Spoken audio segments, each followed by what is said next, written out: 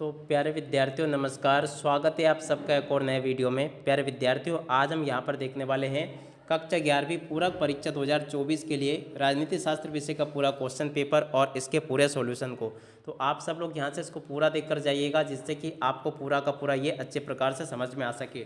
जी हाँ प्यारे विद्यार्थियों, अगर आपके भी कक्षा 11वीं में राजनीति शास्त्र विषय में सप्लीमेंट्री आई है तो आप सब लोग यहाँ से इस पेपर को पूरा देखकर जाइएगा, जिससे कि आपको पूरा का पूरा आपका सप्लीमेंट्री परीक्षा का पेपर अच्छे प्रकार से समझ में आ सके।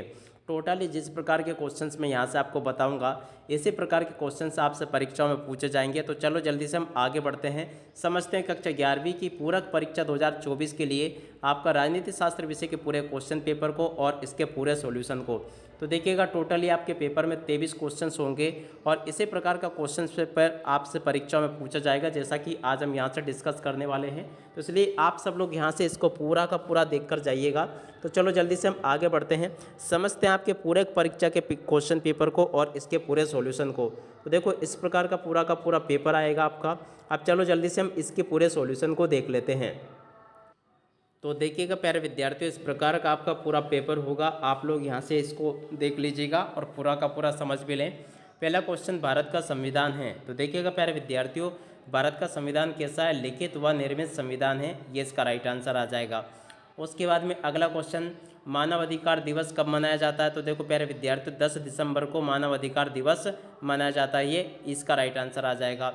और उसके बाद में अगला क्वेश्चन, कौन राजनीतिक दलों को मान्यता देने का कार्य करता है? तो देखो प्यारे विद्यार्थियों, राजनीतिक दलों को मान्यता देने का कार्य निर्वाचन आयोग करता है, ये इसका राइट आंसर आएगा।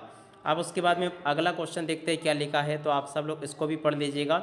यहाँ पर लिखा है लोकसभा में बहुमत दल का नेता होता है। तो देखिएगा प्यारे विद्यार्थियों, लोकसभा में बहुमत दल का नेता प्रधानमंत्री होता है। तो यहाँ से आप सब लोग इसको देख लीजिएगा और पूरा का पूरा इसको समझ भी ले।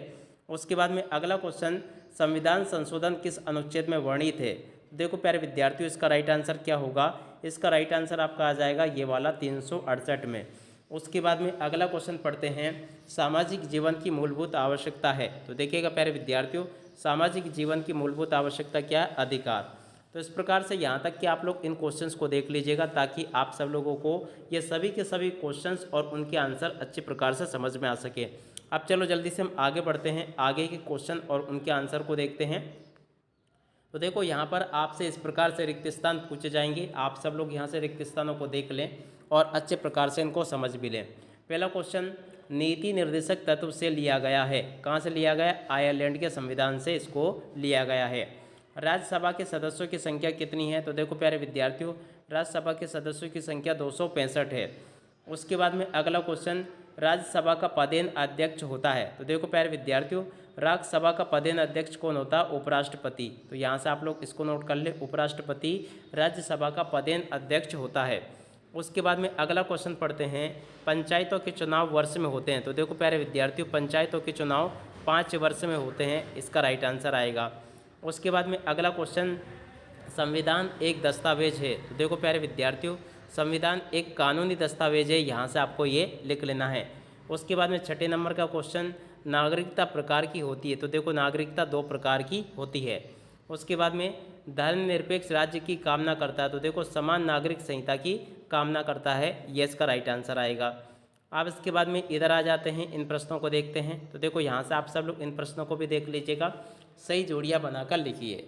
अब देखो, सही जोड़ियाँ बनाकर आपको किस प्रकार से लिखना है। कैबिनेट मिशन योजना की जोड़ी मिल जाएगी आपकी भारतीय संविधान का निर्माण से। राष्ट्रपति राज्यसभा में कितने सदस्य मनोनीत करता है? तो देखो, 12 सदस्य मनोनीत करता है। इस समय भारत में कुल कितने उच्च न्यायालय? तो देखो, 25 उच्च न्यायालय हैं। उसके बाद में भारतीय संविधान बना, तो देखो कब बना था? 26 नवंबर 1949 को। शक्ति पृथक्करण, ये जॉन स्टुअर्ट मिल से इसकी जोड़ी का मिलान हो जाएगा। राष्ट्रवाद में बाधक सांप्रदायिकता। तो ऐसे आप सब लोग यहाँ से जोड़ी के मिलान को पूरा कंप्लीट कर लीजिएगा। यहाँ तक का पूरा मैंने आपको अच्छे प्रकार से समझा दिया है और बता दिया है। अब इसके बाद में हम आगे बढ़ते हैं, अगले क्वेश्चंस को देखते हैं। तो देखो, यहाँ से आप सब लोग प्यारे विद्यार्थियों सत्य असत्य को देख लीजिएगा। सत्य असत्य आपके पेपर में इसी प्रकार से परीक्षा में पूछे जाएंगे। तो चलो जल्दी से हम आगे बढ़ते हैं और सत्य असत्य को देखते हैं। पहला क्वेश्चन, संविधान सभा के अध्यक्ष डॉक्टर राजेंद्र प्रसाद थे, ये बिल्कुल आपका सत्य होगा। भारत के मनोनयन का अधिकार राष्ट्रपति को है, ये भी आपका सत्य होगा।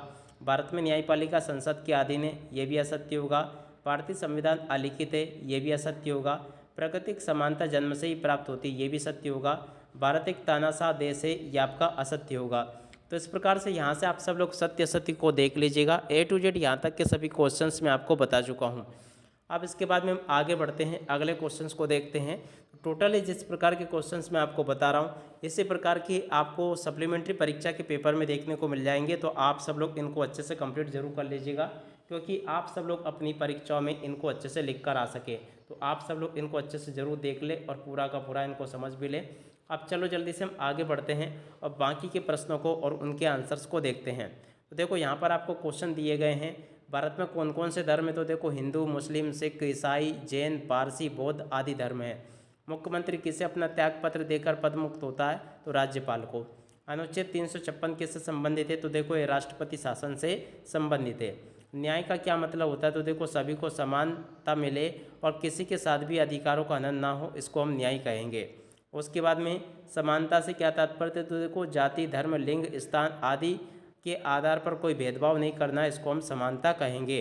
उसके बाद में दुनिया में सबसे बड़ा धर्म, तो ईसाई धर्म सबसे ज़्यादा संख्या में मानने वाले लोगों की संख्या ईसाई धर्म वालों की है। उसके बाद में बरगी किस नदी पर बना। तो देखो नर्मदा नदी पर बरगी बांध बनाया गया है। उसके बाद में देखो इन प्रश्नों को देख लीजिएगा।